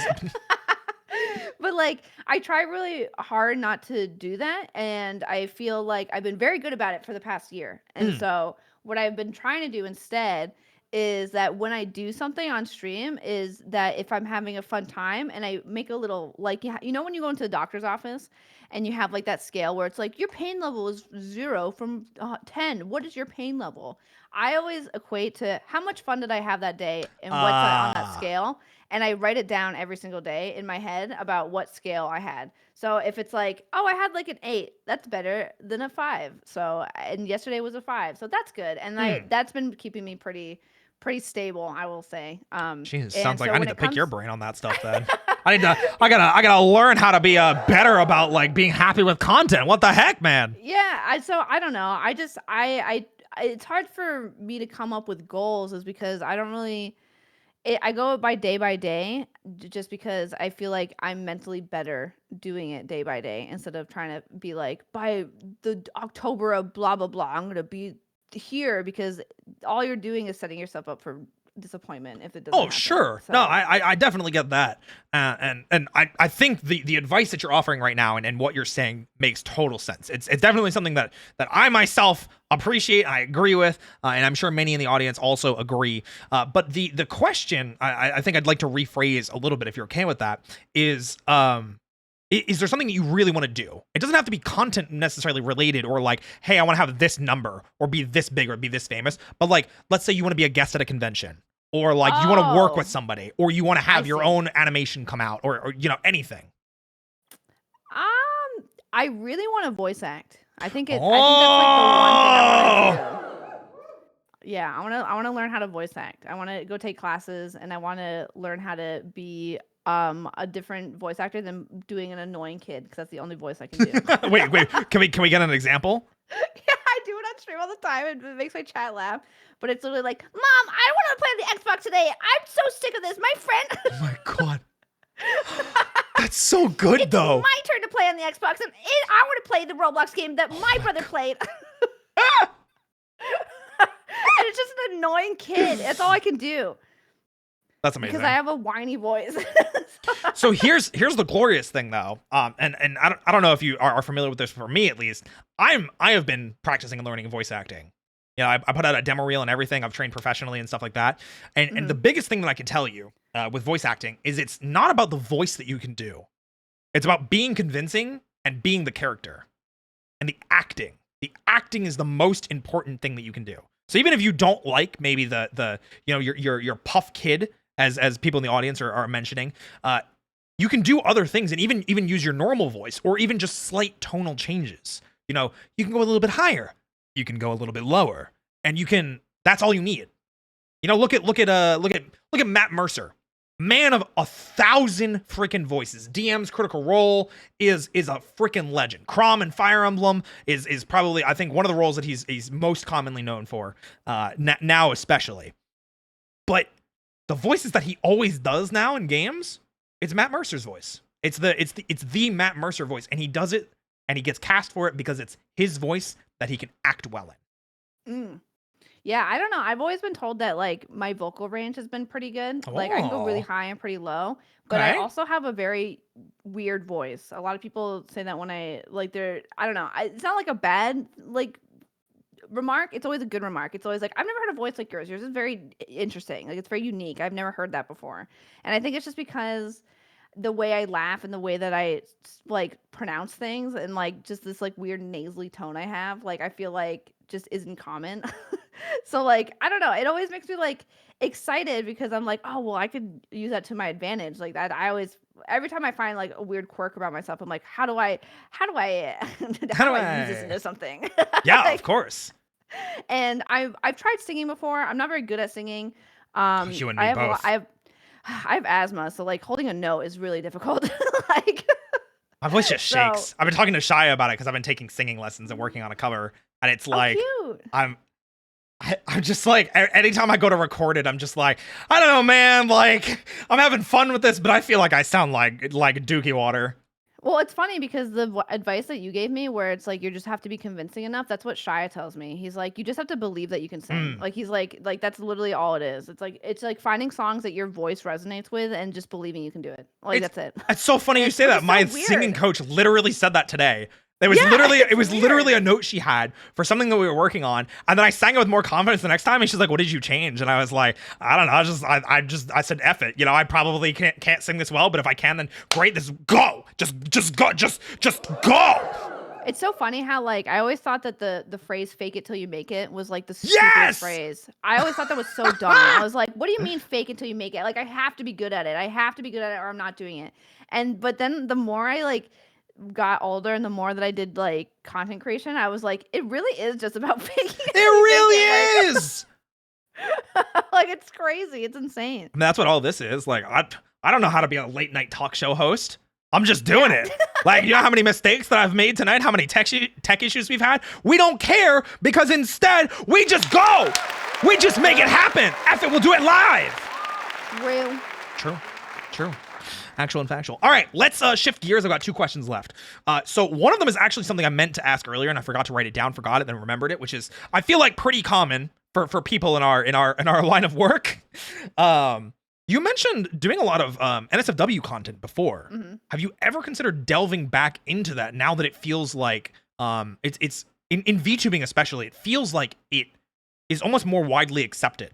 You know, the conversion and duality of using Twitch and something like Fansly or like Patreon or having alternate Twitters. Has that ever been something that's like crossed maybe your planner or something like that? Or are you completely content with how you are now and the way that you conduct your own content? It's funny because like I feel like I'm kind of desensitized to it, like not safe for work content, because I've looked at so many things, I've drawn so many things, I've like experienced so many things. So like I just feel like I'm almost like at this point, not like in distaste for it because I do like it. But I also feel like I don't have the urge to be like, I have to do this. Like Sure. it's something I have to do. But with that being said, I still like doing things that are not safe for work. Like my new figure that came out is completely nude. Underneath. Oh, You right. just take the towels off and like it's like completely naked. Like I remember because we were at Acon and like I remember you and the people trying to sell me the figure. You guys were like, "Hey Roy, hey Roy, by the way, I'm completely naked under this. You can see everything." And I'm like, "Buff, why are you talking to me like this? Like you're right here in front of me." Like I keep telling people, I was like, the boobs are lore accurate. That's what my boobs look like. That's what they are, and they are lore accurate. Yeah, so. You told me this whole story about like how you had to send a reference of your chest to them to make it more accurate. Well, it's funny because they asked me, they were like, "Hey, can you send me like a reference of your boobs?" And I was like, "Are you asking me for nudes right now? Like, is that what's going on?" And they were like, no, of your character's boobs. I was like, "Oh, okay. Well, anyways, they look like my boobs, so I'll just draw them out." So like, it was really fun. But like, I think because I did not safe for work stuff, instead of seeing me being naked as sexual, it's just me being naked. Like and I think and I think people get that vibe because like everybody enjoys it and everyone likes it, but no one sees me as like a not safe for work streamer. It's just like, oh, yeah, I had a naked model, whatever. Like I was gonna say the jump scare of pulling the smash pants away. I'd imagine that would have caused some But like, yeah, I don't know. So like I enjoy it and it's great, but I also am not like in a rush to be like, I'm gonna make a Fansly account or something like that. I know for a fact that on my Patreon sometimes there's saucy things on there.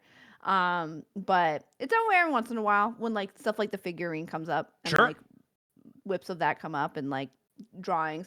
I have drawn things for people in private though, whenever somebody comes and asks me. Oh. So. Yeah. I'll give you an ear out. It's funny because like I don't really do commissions, but when my friends ever ask me for things, I'm always on board. Well, you do gotta love that. You gotta make sure the homies are taken care of, as it were. And I'm sure you can just juggle another plate. That's totally easy for you, right? That's so easy for me. I can totally do that. I just have so much time to spare. Yeah, so much free time, like to play Dark and Darker with me. Now, okay, last question for the night. And I'm sure many people are curious about this. What is next for you? When are you streaming next? What's your next big activity? I know you are obviously gearing up for your re-debut. Buff, is it 3.0 or is it 2.0? So it's funny because I put 2.0 on my 2D debut, but that was only because I went from 3D to 2D, and then I was like, this is my 2D debut. But this will be my 2D debut. So it's a 2-2. 2-2. So my 2-2. Yeah, the 2-2. Ah, yes. Oh, maybe inclining to what that new outfit's gonna be. Is it a 2-2? Yeah. Oh, maybe Wow. it could be. Wow. You guys heard it here first.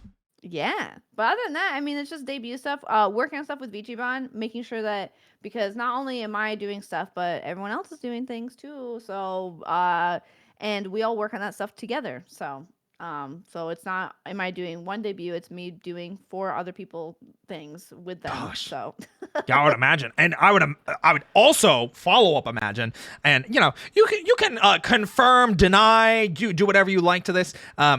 For Buff 2.0, can we expect an update to the VTuber shop? yes. Yes, you heard it here first. And the whole site as a whole, actually. The whole site as a whole. Hey! VTuber. Perfect. Well, Buff, thank you so much for coming on with me tonight and being the first ever guest for Roy's Rapport. Let's give another round of applause for Buff. Thank you, Buff. Do you want to plug at all? Do you want to talk about where people can find you? You could just search up Buffpup. I'm sure I'll come up. I'm sure it'll be very easy. Guys, if you want to check out Buff and any of their amazing content, they normally stream a little bit earlier in the day comparatively to me. But remember, you can check the title of this stream, or if you're watching this as a VOD later on YouTube, check the description. You'll be able to see their direct links and things of that nature. Buff, once again, thank you so much. When's the next time that they can catch you live? It would be tomorrow at 10 a.m. EST. Hey, there you go. There you go, guys. Well, Buff, thank you again. Thank you to everybody in the audience for joining me for the first ever Roy's Rapport. I will be back next week with more news, another guest, and maybe iced coffee, because apparently I need to up my gay game. Yeah. My bad. I didn't realize that I was lacking in the gays. Yeah. Perfect, You gotta say slay every time you drink it too. Slay, perfect. You know what? I'm on it. Thank you once again, everybody. We'll see you next time. Have a